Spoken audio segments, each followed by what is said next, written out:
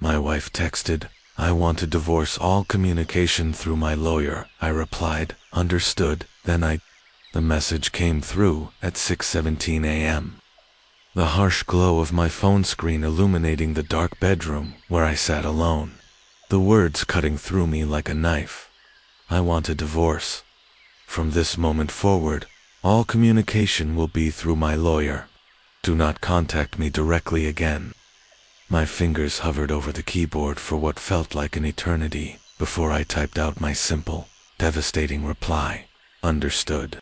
No questions, no begging, no attempt to understand how after 12 years of marriage, she could end things with a cold text message while I was sleeping just down the hall. Just that single word, because what she didn't know was that I had been preparing for this moment for months. Ever since that fateful afternoon when I came home early from work and found her sitting at our kitchen table with a man I had never seen before. Their heads bent close together over a stack of documents that she quickly shoved into a drawer when she heard me come in. Her smile too bright, her explanation about just helping a friend with some paperwork too vague, too rushed. At first I tried to convince myself it was nothing, that I was just being paranoid. But then the strange things started adding up.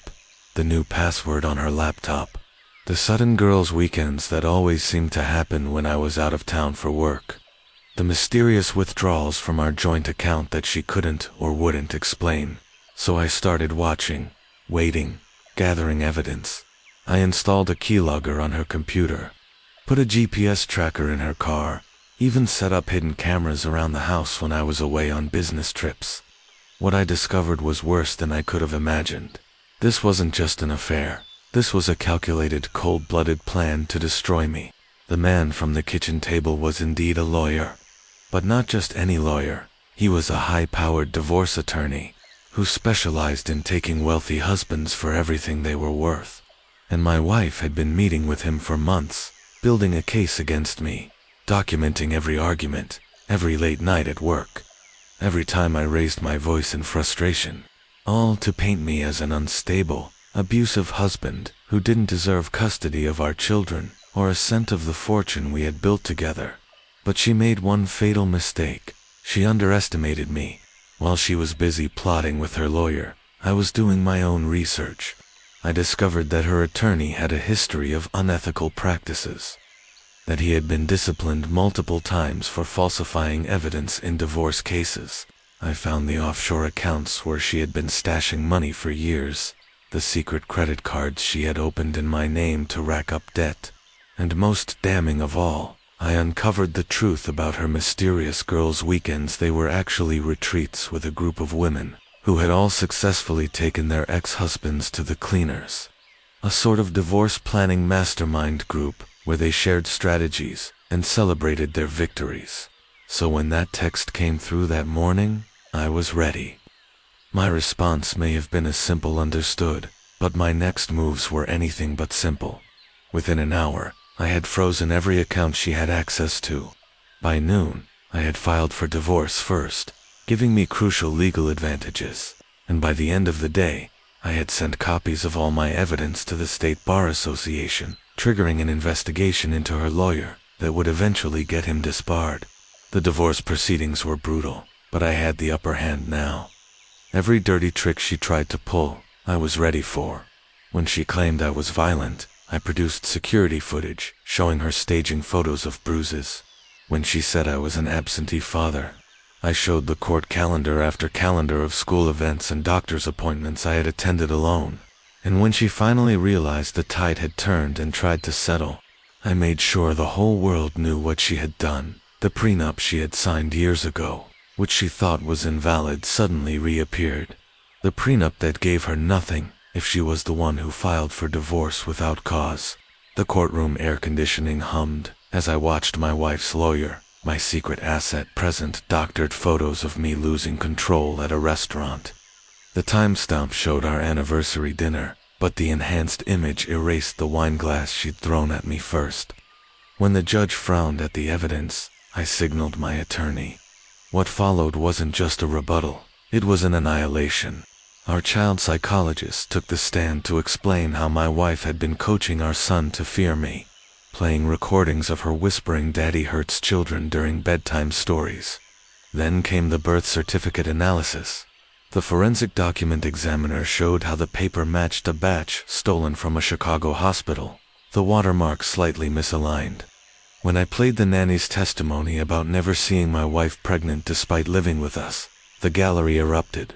But the killing blow came from the DNA test, not just proving I wasn't the father, but linking our son to a missing persons case in Switzerland. The way my wife's face collapsed when Interpol's liaison entered the courtroom. That moment lives in my mind rent-free. The forensic accountant's laser pointer danced across flowcharts showing $12 million moving through shell companies.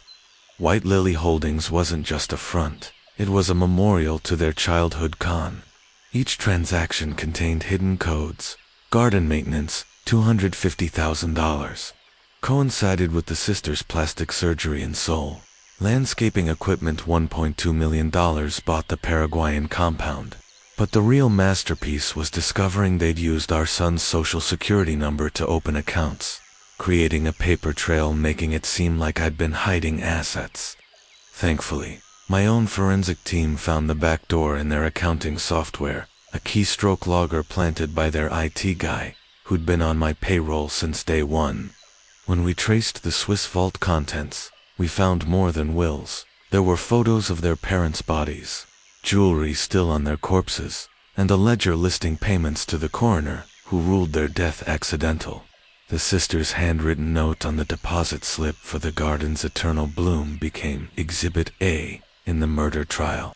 Daniel's therapy sessions revealed layers of psychological manipulation, his allergies requiring nightly medication, low-dose benzodiazepines to ensure compliance, the family history he could recite perfectly, a fabricated backstory they'd reinforced through hypnotic repetition. The breakthrough came when his drawings of Mommy's special friends matched photos of known human traffickers. As investigators pieced together the network, they discovered my wife's book club had been a front for recruiting other wealthy women into the scheme. Each member had a twin, sometimes biological, sometimes surgically created, waiting to take their place, post-divorce.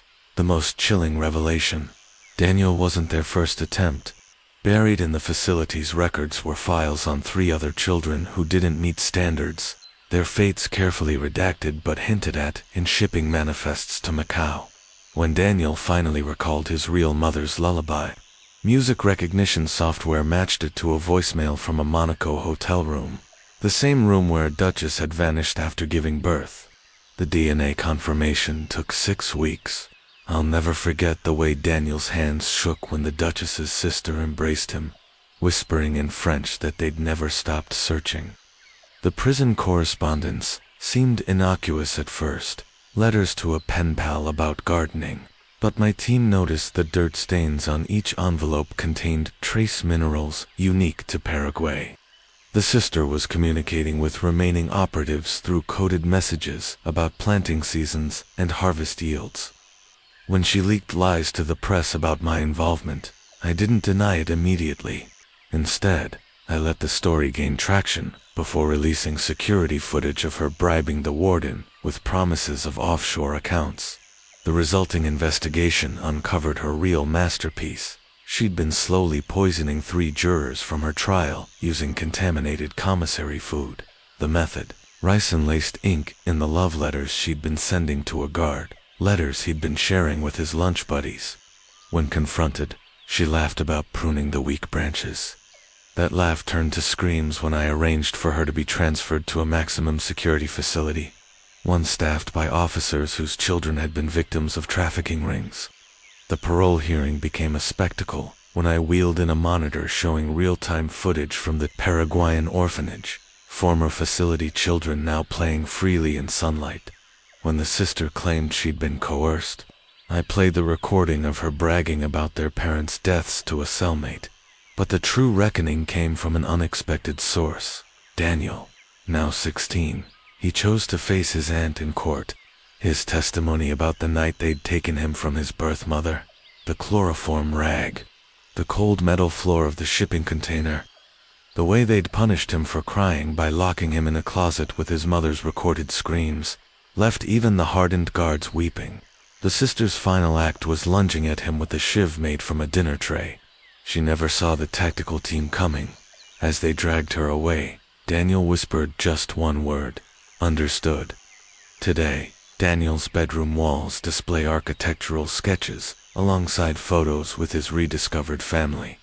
The Monaco hotel, where he was stolen, now hosts our annual Found Families Gala, funding investigations into missing children cases worldwide. The facility's transformation wasn't just physical. We kept one wing intact as a museum, its walls lined with the stories of every child who passed through. Visitors often miss the most important exhibit, a single security monitor showing the sister's prison cell in endless loop. She's aged terribly, her once perfect features now twisted by bitterness. Sometimes, when Daniel visits, he pauses to watch her frantic scratching at the walls. He always leaves with the same small smile.